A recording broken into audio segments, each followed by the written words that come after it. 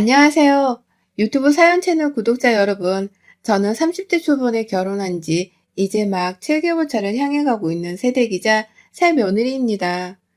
우선 사연을 통해서 다른 분들의 시집살이를 접해보기만 하다가 제가 직접 그 비슷한 꼴을 겪어보고 사연을 적어 보내니 감회가 새롭네요. 다들 저같이 누구 하나 고발하고 망신 주며 속이라도 풀자는 마음으로 사연을 보내셨을 거라 생각하니 은근히 측은지심이 느껴지기도 하고 말입니다.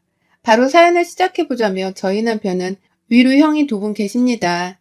큰 아주버님은 현재 직업이 회계사이고 우리나라에서 정말 유명한 회계 사무실에서 일을 하고 계세요. 연봉은 말도 못하게 높고 평소 씀씀이도 높은 연봉만큼이나 정말 부자라고 생각이 될 만큼 잘 쓰고 사시는 분이셨습니다. 그러나 아주버님의 아내인 큰형님도 똑같이 아주버님과 같은 회계법인의 회계사로 근무를 하고 계시고요. 확실히 두 분 다 전무직 종사자여서 그런 건지는 모르겠지만 볼 때마다 지성인인 것 같다고 느껴질 만큼의 거리감이 분명히 있는 분들이셨죠. 절대로 그게 싫다는 게 아니라 너무 내 인생과는 다르게 잘 살고 또 실제로도 잘난 사람이라고 생각이 들었는지라 괴리감이 느껴지곤 했달까요?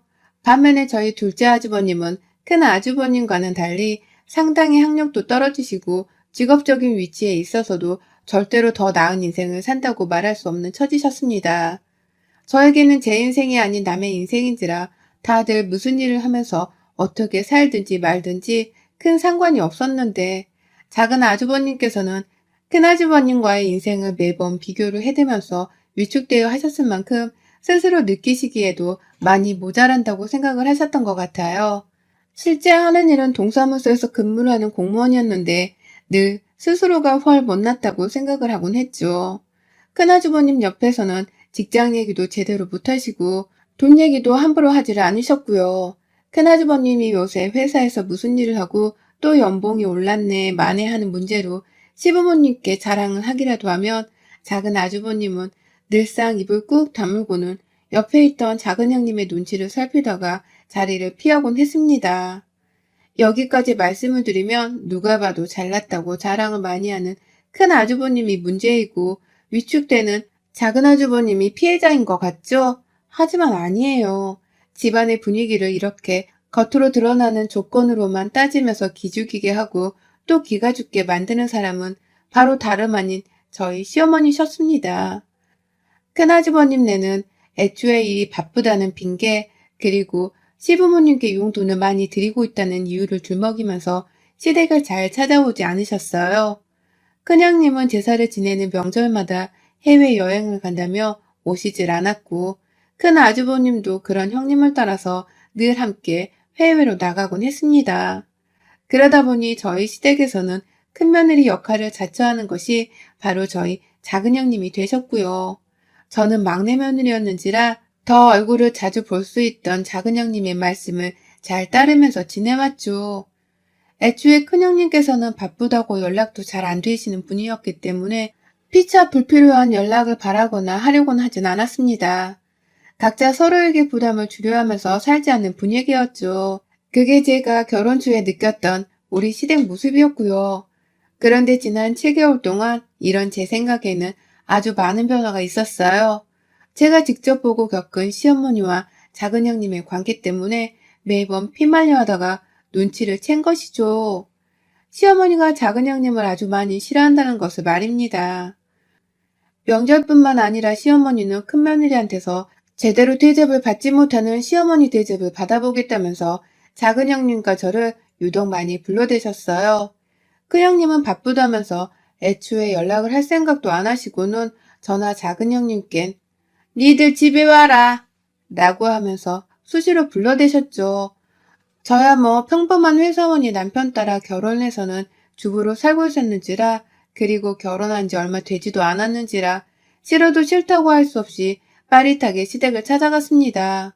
하필 거리상으로 지하철 타면 6정거장 정도밖에 가질 않아도 되는 거리여서 늦은 시각이어도 이렇다 할 이유가 없으면 꼭 시댁을 가야 했어요. 그렇게 시댁에 가보면 늘 작은 형님이 계셨고요. 전 개인적으로 작은 형님이 너무 좋았습니다.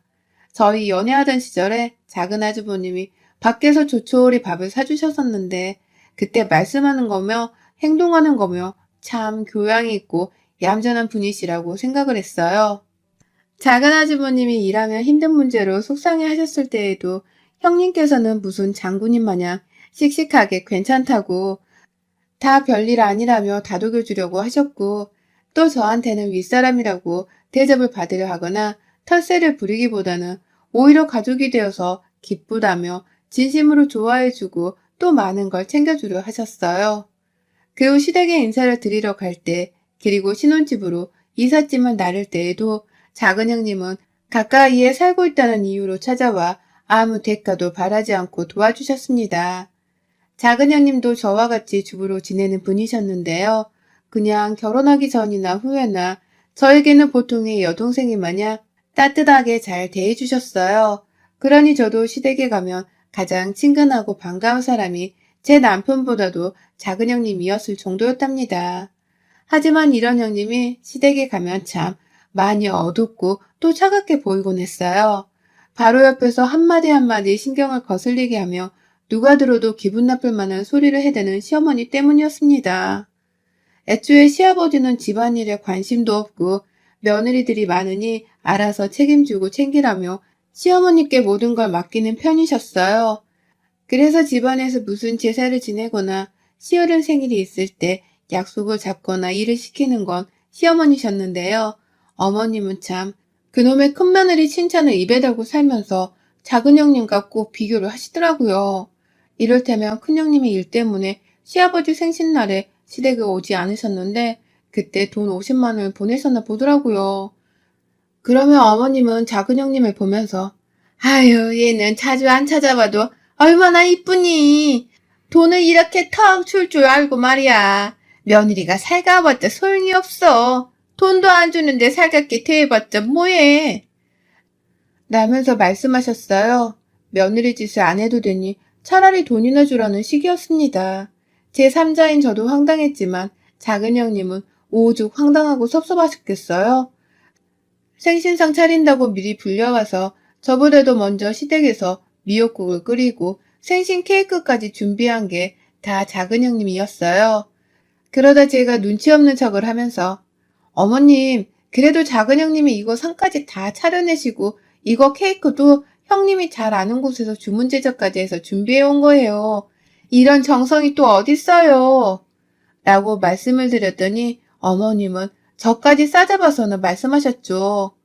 집에서 놀고 먹으면서 내 아들 월급이나 축내는 것들이 돈 쓴 게 자랑이란다. 입 다물고 가만히나 있어 넌. 라고 말해줘. 우리 엄마 아빠도 내 입을 한번 틀어막은 적이 없는데 시어머니는 남의 집 귀한 자식들한테 쓴소리를 참으로 잘하셨답니다. 작은 형님 편을 들던 저도 이렇게 무시를 당했는데 제가 시집을 오기 전까지 혼자 며느리 역할을 다 하고 있던 작은 형님은 오죽 많은 무시를 당하고 살았겠나 싶더군요. 저는 친정에서 집이라도 해왔는지라 그래도 돈 문제로 대놓고 저를 저격하며 구박하는 일은 많이 없었어요. 그런데 저희 작은 형님께는 정말 너무하다 싶을 정도의 막말을 참 쉽게 해대셨어요. 둘째는 큰애처럼 능력이 있기라니, 막내처럼 집을 해왔기라니, 아무것도 가진 것도 없고 할 줄 아는 것도 없는 애를 뭐가 좋다고 결혼해서는, 아휴, 내 평생 둘째 아들이 이렇게 짐처럼 느껴져 본 적이 없다. 지 큰형보다 능력도 안 되고 돈도 없고 마누라도 저 모양이고 내가 정말 속이 터져서 라고 하면서 온 가족들 앞에서 작은 형님을 무안을 주기도 하셨고요. 저 결혼하고서 큰형님이 딱 한 번 시댁에 온 적이 바로 지난 추석이었거든요. 코로나 때문에 해외여행을 못 간다면서 시댁 명절에 정말 오랜만에 들린 거라고 하셨어요. 그런데 그날도 어머님께서는 큰형님한테만 그리고 큰형님만 예쁘다 예쁘다 하면서 옆에 있던 작은 형님을 또 걸고 넘어졌어요. 에휴, 큰애 너는 얼굴에서 정말 윤기가 나는구나. 회계사 사모님인 회계사이신데 얼굴까지 이리 예쁘니 내가 어디 꼭 데리고 나가고 싶으니까 집에 좀 자주 와주면 안 되겠니? 난 둘째 애를 집으로 불려낼 때마다 속에서 천불이 나. 왜 너 같은 잘난 며느리를 두고서 이런 보잘것없는 애를 불러야 하나 싶어서 말이야. 라고 말씀을 하시더라고요. 사람한테 보잘것이 없다면서 비교를 해대다니 이런 끔찍한 발언이 또 어디 있을까 싶어 심장이 덜컹했습니다. 그 순간 작은 형님의 눈빛도 살짝 흔들렸고요. 그런데 다행히 저희 멋있는 큰형님께서 바로 시어머니를 맞받아 치시더라고요. 어머, 어머님, 그래도 어머님 제사까지 다 차릴 사람은 큰동서인데 그렇게 말씀하시다가 나중에 제사밥도 못 드세요. 라고 말입니다. 어찌나 순간 속이 후련하든지요. 큰형님도 작은형님 기분 풀리라면서 살짝 웃어 보이시고 저는 저대로 결국 웃음이 폭발해서는 풋 하고 실수를 하고야 말았고요. 그러고 나서야 작은형님도 속으로 개운하다 싶었는지 저를 따라 웃으시더라고요. 시어머니는 넌 벌써 내 제사상 걱정을 하니? 라고 하면서 화를 내려다가 차마 큰형님한테는 더 화를 내면 안 된다 싶으셨던 건지 입을 꾹 다물곤 괜히 막내인 저한테 화를 내셨죠. 건방지게 이런 말에 웃었다면서요. 정말 시어머니 하나만 빼놓으면 저희 시댁은 참 좋은 집안이었어요. 큰형님도 일 때문에 바쁘셔서 시간이 없을 뿐 저희를 챙겨줄 줄도 아는 분이셨고 제사 땐 참석을 안 하시더라도 제사 준비를 하라며 시댁으로 용돈도 보내고 계셨기 때문에 솔직히 자기 도리는 잘하면서 사는 분이셨습니다. 저 같아도 제가 능력이 좋으면 평상시에는 일만 하다가 명절 휴가 때는 해외여행을 다니며 휴가를 쓰고 싶었을 것 같아요. 그러니 저나 작은 형님도 어느 누구 하나 큰형님을 나무라면서 원망하거나 미워하지 않았습니다. 그건 큰형님께서도 더욱 잘 알고 계셨고요. 그런데 시어머니가 꼭 중간에서 큰아주버님과 작은아주버님을 비교하는 것에도 모자라 큰형님과 작은형님의 성격과 직업을 다 비교해가며 갖다 붙이는 바람에 누구 하나는 꼭 빈정이 상할 일이 생길 수밖에 없었죠. 대부분 시댁에 꼬박꼬박 참석하고 시중을 들며 시집살이를 해봤던 작은 아주버님과 형님이 가장 많은 피해를 받았고요. 작은 아주버님은 늘 기가 죽어 있었고 그런 남편을 바라보는 작은 형님의 눈은 늘 걱정어려 보였어요. 남편이 시댁에서 그런 취급을 받으면 저 같아도 시댁에 오는 게 싫고 시집살이를 당하는 것이 너무 싫겠더라고요. 형님도 충분히 그래 보였고 또 많이 지쳐 보였는데 늘상 책임감이 있으신 분이고 또 쓴소리를 심하게 못하는 분이어서 그런지 늘 군말 않고 시댁을 찾아오셨습니다. 제가 결혼하기 전의 상황은 제가 다 알지 못했지만 남편이 제게 늘상 작은 형님을 칭찬하고 안쓰러워하며 말을 해줬기 때문에 저도 잘 알고 있었어요. 나만큼이라도 막내가 되어서 작은 형님께 도움이 되는 존재가 되어야겠다는 생각을 했죠. 그런데 그 후 찾아온 시댁 제삿날 일이 터졌습니다. 어머님이 가장 먼저 작은 형님을 부르시고서는 또 이상한 걸로 트집을 잡고 비교를 하신 건지 제가 약속 시간에 맞춰서 시댁에 갔을 땐 이미 두 분의 사이가 굉장히 냉랭해 보였어요. 형님은 역시나 너무나 지쳐 보였고 시어머니는 저를 보자마자 또 작은 형님이랑 비교를 시켜봐야겠다 싶었는지 아주 유별이 반갑도록 인사를 하며 저를 환영하시더라고요. 마치 자신이 막내 며느리를 둘째 며느리보다 훨 편애한다는 것을 보여주겠다는 듯 말입니다. 그러고서 어머님이 저한테 그러는 거예요. 나 진짜 쟤랑 둘이서 있다가 숨 막혀 죽는 줄 알았다.